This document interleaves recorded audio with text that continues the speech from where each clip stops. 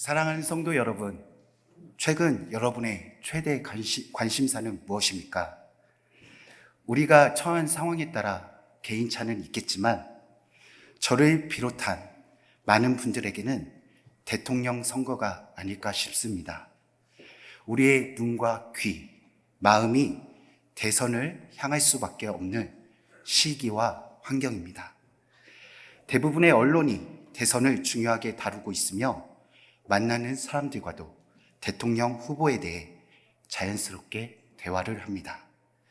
그리고 이미 21대 대선 투표는 시작되었습니다. 국외에 거주하거나 체류 중인 대한민국 국민을 대상으로 하는 재외 선거인 투표, 지난 화요일부터 시작되었습니다. 저도 박근혜 대통령 탄핵 이후에 치러진 제19대 대통령 선거에서 재외국민 투표를 했습니다. 2017년 5월 2일 독일 연방공화국 대한민국 대사관 본 분관까지 오전에 출발하여 투표하고 저녁이 다 되어서야 돌아왔던 기억이 있습니다. 그 당시 저보다 더 먼 거리, 더 많은 시간을 할애해서 투표에 참여한 국민들이 많이 있었습니다. 고인이 되신 노무현 전 대통령은 다음과 같은 말을 했습니다. 민주주의는 피를 먹고 자라는 나무라고 했습니다. 그러나 지금은 피 대신 투표가 그 자양분이 되어야 합니다. 이는 투표가 민주주의를 지키는 평화로운 방법이라는 걸 강조하며 하신 말씀입니다. 제가 투표와 관련된 이야기를 하는 이유는 이번 주 목요일과 금요일 21대 대통령 선거를 사전투표를 앞둔 상황이기 때문입니다. 저는 설교문을 작성하는 내내 조심스러웠습니다. 제 의도와 달리 강단에서 정치 이야기한다고 판단받지 않을까 하는 두려움이 밀려왔습니다. 하지만 오해받는 게 두려워 우리가 마주한 시대 상황에 눈을 감은 채 말씀을 전하고 싶지 않았습니다. 하나님의 눈으로 바라보고 하나님의 마음을 전하고자 마음을 다해 말씀을 준비했습니다. 이 시간 본문 말씀을 통해 우리가 직면한 대통령 선거를 어떻게 바라보고 접근해야 할 것인가를 나누겠습니다. 성경에는 대통령과 같은 권위를 가진 사람에 대해 언급합니다. 시대적, 문화적, 그리고 권력의 차이는 있겠지만 나라를 대표했던 왕이 있습니다. 그리고 통치자와 위정자와 같은 표현으로 성경엔 기록되어 있습니다. 오늘 본문에는 다윗이 등장합니다. 그가 왕으로 기름 부음 받는 과정을 소개합니다. 이 내용을 좀 더 명확하게 하기 위해서는 고대 근동 문화에 대한 사회적 해석이 필요합니다. 이 당시 문화는 장자 중심 사회였습니다. 즉 장남이 집안의 기업, 후계권을 모두 가져가는 구조입니다. 그러므로 이새가 장남 엘리압부터 사무엘에게 보여준 것은 지극히 당연한 처사입니다. 그리고 자연스럽게 둘째, 셋째, 총 7 아들을 순서대로 보여줍니다. 아직 다윗은 등장하지 않았습니다. 그 이유는 그의 아버지 이새의 대답을 통해 확인됩니다. 11절입니다. 막내가 남아있기는 합니다만 지금 양떼를 치러 나가고 없습니다. 이새의 막내 아들 양떼를 치고 있어서 이 자리에 없는 아들이 바로 다윗입니다. 당시 문화에서는 막내가 노동의 말단 역할을 맡았으며 위험한 일 또는 중요치 않은 일을 떠맡는 것이 일반적이었다고 합니다. 이러한 문화적 배경 속에서 다윗은 그리 중요하게 여겨지지 않았던 막내이자 소년입니다. 하지만 하나님은 문화의 흐름을 따르지 아니하시고 주류가 아닌 비주류, 장자가 아닌 막내 다윗을 택하십니다. 하나님이 다윗을 택한 더 구체적인 이유가 여기 있습니다. 7절 마지막입니다. 나 주는 중심을 본다. 나 주는 중심을 본다. 다른 역본에서는 어떻게 기록되어 있는지 함께 살펴보도록 하겠습니다. CEV, 현대 영어 버전에서는 나는 사람을 그들의 마음속에 있는 것으로 판단한다. 공동 번역은 나 야훼는 속마음을 들여다본다 라고 되어 있습니다. 즉 중심을 속마음으로 해석한 역본들이 있습니다. 그렇다면 하나님이 보신 다윗의 중심, 속마음은 무엇이었을까요? 이 시간 두 가지를 나누겠습니다. 첫째, 다윗의 중심은 맡겨진 양떼에 있었습니다. 다윗의 속마음을 문화적 접근으로 해석한다면 자칫 신데렐라 스토리가 될 수 있습니다. 하나의 이벤트가 있었습니다. 가족들에 의해 배제당한 막내. 그로 인해 슬픔에 잠긴 마음. 물론 이 해석이 틀렸다라고 말하는 것은 아닙니다. 하지만 오늘 이 시간에는 다른 관점으로 하나님이 보신 다윗의 중심을 살펴보겠습니다. 다윗은 양치기이자 목자로서 맡겨진 양떼에 대해 마음을 쏟고 있었습니다. 양떼를 향한 그의 마음과 책임감이 어느 정도였는지 엿볼 수 있는 말씀, 사무엘상 17장 34절에서 35절 말씀을 제가 봉독해 드리겠습니다. 임금님의 종인 저는 아버지의 양떼를 지켜왔습니다. 사자나 곰이 양떼에 달려들어 한 마리라도 물어가면 저는 곧바로 뒤쫓아가서 그놈을 쳐 죽이고 그 입에서 양을 꺼내어 살려내곤 하였습니다. 짐승이 저에게 덤벼들면 그 턱수염을 붙잡고 때려 죽였습니다. 이 말씀을 간단하게 요약하면 사자와 곰이 양을 물고 갑니다. 다윗이 뒤쫓아가서 사자와 곰을 죽입니다. 그리고 그 입에서 양을 구합니다. 문자적으로 굉장히 단순해 보이는 이 행위에는 목숨을 건 소년 다윗의 책임감이 짙게 배어 있습니다. 어쩌면 가족들이 모두 제사에 초대되어 갔을 때 다윗은 양을 지키기로 자처했을지도 모릅니다. 이를 통해 왕이 될지 모르는 권력의 자리보다 양떼를 지키기로 선택한 그의 중심을 볼 수 있는 대목입니다. 양떼를 지키는 일이 누구에게는 하찮은 일이었을지 모르나 다윗은 이 일을 사명으로 여기고 책임감 있는 모습을 보였습니다. 둘째, 다윗의 중심은 하나님께 있었습니다. 사무엘상 16장 4절입니다. 사무엘이 주님께서 시키신 대로 하여 베들레헴에 이르니 그 성읍의 장로들이 떨면서 나와 맞으며 물었다. 베들레헴 마을 장로들이 사무엘의 방문에 떨었다는 해석은 성서학자마다 다양합니다. 사울왕과 사무엘의 소원해진 관계를 말하기도 하고 사무엘이 끌고 간 희생제물 암송아지 때문이라는 의견도 있습니다. 하지만 분명한 것은 베들레헴이라는 작은 마을에 이례적으로 제사장 사무엘이 방문하였고 사무엘과 함께 제사에 참여하는 것은 이들에게 매우 특별한 사건이라는 것입니다.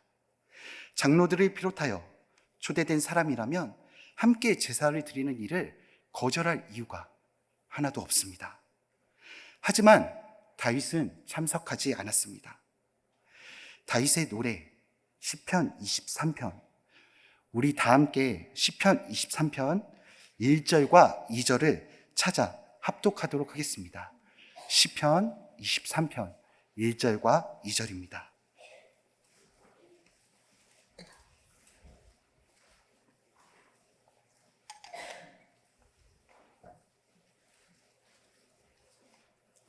시편 23편 1절과 2절입니다. 주님은 나의 목자시니 내게 부족함 없어라. 나를 푸른 풀밭에 누이시며 쉴 만한 물가로 인도하신다. 이 말씀에서 목자, 푸른 풀밭, 쉴 만한 물가라는 표현은 양치기, 다윗에게 가능했던 표현입니다. 양떼를 지키며 다윗이 찬송시를 통해 선한 목자 대신 하나님께 예배를 드립니다. 다윗은 주어진 일상에서 예배에 대해 올바른 이해를 가지고 있었음을 엿볼 수 있는 대목입니다. 양떼를 지키며 하나님께 예배를 드리는 다윗. 다시 말해 다윗의 중심이 눈에 보이는 제사 의식에 있지 아니하고 하나님을 향해 있었다는 것을 알 수 있습니다. 하나님은 다윗의 돌봄과 성실함, 예배자로서의 중심을 보시고 그에게 기름을 부어 왕으로 세우셨습니다. 이제는 우리와 같은 시대를 살아가고 있는 한 사람을 소개하려고 합니다. 독일의 연방 총리였던 앙겔라 메르켈입니다. 메르켈은 1954년 서독 함부르크에서 태어났습니다. 그녀가 태어난 지 몇 개월 되지 않아 그녀의 가족은 동독으로 이주하였습니다. 대부분의 사람들이 서독으로 탈출하던 시기에 메르켈의 아버지 호르스트 카스너 목사님은 가족과 함께 동독으로 이주하였습니다. 이는 동독에 목회자가 부족하다라는 이유 때문이었습니다. 그녀의 아버지는 가족이 신앙을 잃지 않도록 공산주의 체제 하에서도 정기적인 예배와 성경 교육을 이어갔습니다. 이러한 배경은 메르켈에게 성경적 세계관과 책임 의식을 심어준 기반이 되었습니다. 메르켈은 베를린 장벽 붕괴 이후 정계에 입문하였습니다. 2005년 11월 독일 역사상 최초의 여성 총리이자 동독 출신 첫 총리 메르켈은 큰 관심을 받았습니다. 그러나 그 관심은 긍정적인 것만 있지 않았습니다. 겨우 총리 자리에 올랐기에 언론에서도 정치적 실험이라는 표현을 사용했습니다. 하지만 그녀는 위기 상황 속에서 성경적 원칙을 고수하며 위기를 타파해 나아가는 지도자로 평가받기에 이릅니다. 총리로 10년을 보낸 후 2015년 유럽은 시리아 내전과 중동 분쟁으로 인한 대규모 난민 유입 사태를 맞았습니다. 이 시기 메르켈 총리는 정치적 위기와 사회적 반대에도 불구하고 비어 슈아펜 다스, 우리는 해낼 수 있습니다 라는 발언을 합니다. 이 말은 부정적인 여론과 국민들을 향해 우리는 결코 약하지 않습니다, 우리가 마음을 모으면 우리는 해낼 수 있습니다 라는 메시지를 전한 것입니다. 그리고 약 100만 명 이상의 난민을 수용하는 정책을 실행에 옮깁니다. 2015년 4월 메르켈 총리의 지지율은 75%에 달했으나 난민 위기가 심화되면서 지지율은 급락하였습니다. 2016년 8월 난민과 관련된 테러 사건 이후에 메르켈 총리의 지지율은 47%로 하락하였습니다. 당시 독일에 있던 저 역시 좋지 않은 분위기를 감지할 수 있었습니다. 수영장에서 만난 중년의 남자 파울은 저에게 이런 이야기를 했습니다. 서독에서 살아온 그의 직업은 변호사였습니다. 그는 젊은 날 수입의 많은 부분을 세금으로 냈습니다. 1990년 동독과 통일하며 동독 사람들에게 자신의 세금이 사용되는 게 무척 싫었다고 했습니다. 그런데 이제는 난민들을 위해 세금이 쓰이고 자신의 연금에도 영향이 있다며 이 상황에 대해 불평했습니다. 이처럼 메르켈에게 난민 정책은 큰 정치적 위험 요소를 동반했습니다. 하지만 메르켈은 이것을 단순한 정책이 아닌 인간의 존엄과 기독교적 책임의 문제로 보았습니다. 오늘 신약 본문의 말씀입니다. 너희는 내가 줄일 때에 내게 먹을 것을 주었고 목마를 때에 마실 것을 주었으며 나그네로 있었을 때에 영접하였고 헐벗을 때에 입을 것을 주었고 병들어 있을 때에 돌보아 주었고 감옥에 갇혀 있을 때에 찾아주었다 할 것이다. 내가 진정으로 너희에게 말한다. 너희가 여기 내 형제 자매 가운데 지극히 보잘것 없는 사람 하나에게 한 것이 곧 내게 한 것이다 할 것이다. 이 말씀을 정책으로 실천한 정치인 메르켈입니다. 그녀는 2021년 총리직에서 퇴임하면서도 이 결정을 후회하지 않는다라고 밝혔습니다. 2023년 독일 교회의 날에서 다시금 자신의 결정이 단순한 도덕적 판단이 아니라 깊은 신앙적 확신에 기반한 것임을 강조하였습니다. 수많은 난민들은 그녀를 무티, 우리말로 엄마라는 애칭으로 불렀습니다. 메르켈은 2005년부터 2021년까지 16년간 독일 총리로 재직하며 독일 역사상 최장수 총리가 되었습니다. 그녀는 자국의 이익뿐만 아니라 EU 입장에서도 큰 영향력을 행사했습니다. 유럽의 어머니라는 별명을 얻을 만큼 유럽 정치에서 중요한 인물이었습니다. 독일에 대해서 많은 한국 사람들이 동경하던 시기가 있었습니다. 메이드 인 저머니라고 하면 믿고 사는 시절이 있었습니다. 약 10여 년 전만 하더라도 우리나라 아빠들에게 벤츠, BMW, 아우디는 독 3사로 불리며 인기가 높았습니다. 엄마들은 또 어떻습니까? 휘슬러 압력솥, 쌍둥이 칼과 같이 이러한 상품들을 매우 인기 있게 여겼습니다. 그런데 자동차, 주방 용품보다 더 부러웠던 것은 우리나라에도 메르켈 총리와 같은 대통령이 있었으면 좋겠다라는 간절한 바람이었습니다. 우리는 다윗과 메르켈을 통해 하나님이 원하시는 지도자에 대해 살펴보았습니다. 다윗처럼 하나님의 마음에 맞는 왕, 메르켈처럼 하나님의 뜻을 펼치는 총리, 이러한 지도자가 우리나라에 필요한 시기입니다. 현재 우리나라의 상황은 제가 태어난 1981년 이후 가장 암울한 시기라고 해도 과언이 아닙니다.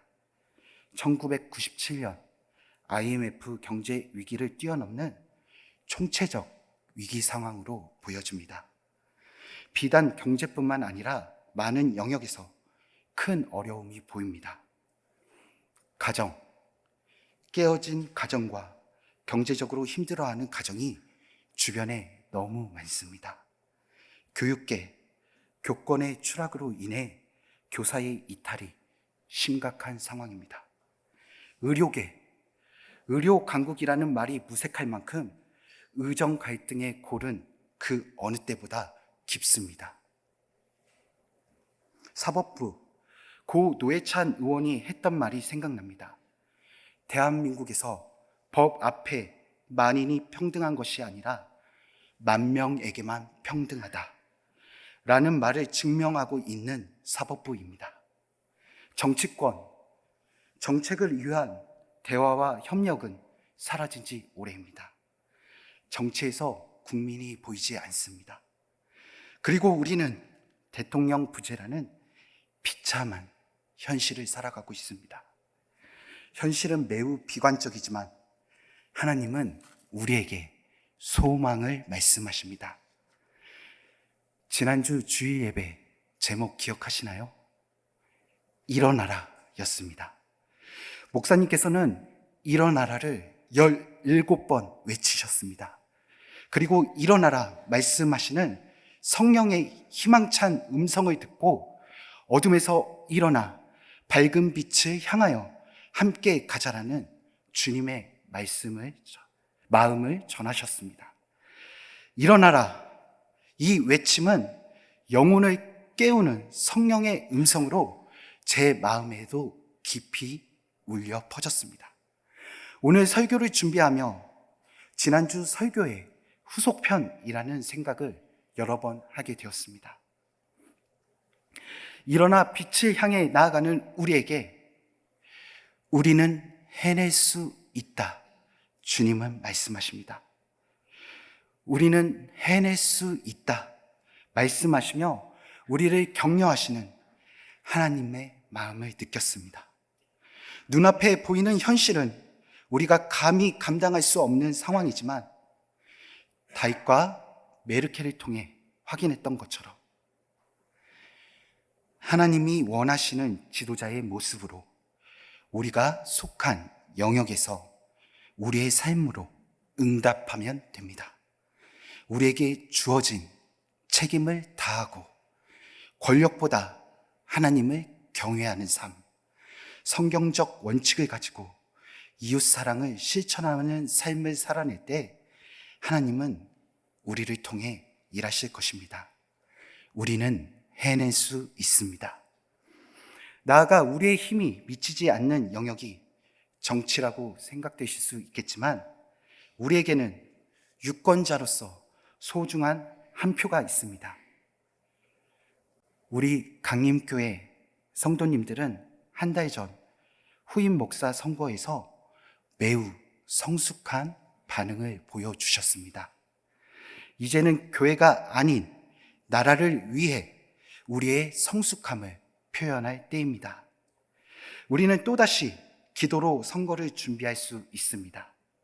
하나님의 마음에 합당한 대통령이 선출되기를, 하나님의 마음을 담아 약한 자를 살리는 정책을 펼칠 수 있는 대통령이 선출되기를, 권력 유지에 집착하고 권력으로 다스리려 하는 지도자가 아니라 섬기는 지도력을 펼칠 수 있는 대통령이 선출되기를 우리는 함께 기도하며 우리에게 주어진 소중한 한 표를 행사해야 합니다. 하나님은 우리를 통해 일하시기 원하십니다. 로마서 8장 31절은 우리에게 강한 확신을 줍니다. 만일 하나님이 우리를 위하시면 누가 우리를 대적하리요? 하나님의 말씀에 반응하며 우리가 속한 영역을 회복하는 일에 최선을 다하는 저와 우리 성도님들이 되시기를 축원합니다. 우리는 해낼 수 있다 말씀하신 하나님, 암울한 시대 가운데 소망을 바라보게 하시니 감사를 드립니다. 우리는 해낼 수 있습니다. 하나님이 우리와 함께 하시면 우리는 해낼 수 있습니다. 하나님의 뜻 앞에서 담대히 고백하는 저희들 되게 하여 주시옵소서. 하나님, 저희에게 다윗과 같은 마음과 메르켈과 같은 용기를 주시옵소서. 저희가 각자의 자리에서 하나님의 마음을 품은 지도자로 서게 하시고 우리를 통하여 하나님의 뜻이 드러나게 하여 주시옵소서. 우리나라에 하나님의 뜻이 이루어지길 소원하며 부활이요 생명이신 우리 구주 예수 그리스도 이름으로 기도합니다. 아멘.